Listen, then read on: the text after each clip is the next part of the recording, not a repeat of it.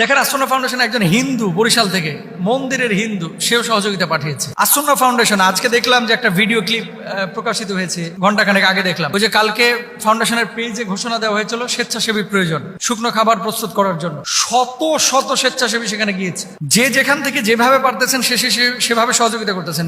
মিলিয়নের উপরে পেজ আছে, অনেকে টাকা কালেকশন করতেছেন, আমরা তাদেরকে সহযোগিতা করতেছি। আসন্না ফাউন্ডেশন আজকে দেখলাম যে একটা ভিডিও ক্লিপ প্রকাশিত হয়েছে ঘন্টাখানেক আগে দেখলাম। ওই যে কালকে ফাউন্ডেশনের পেজে ঘোষণা দেওয়া হয়েছিল স্বেচ্ছাসেবী প্রয়োজন শুকনো খাবার প্রস্তুত করার জন্য। শত শত স্বেচ্ছাসেবী সেখানে গিয়েছে।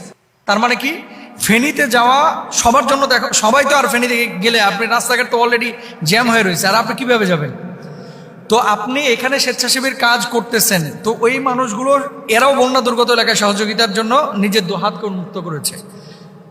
কেউ কেউ টাকা দিয়ে সহযোগিতা করতেছেন। তো আমরা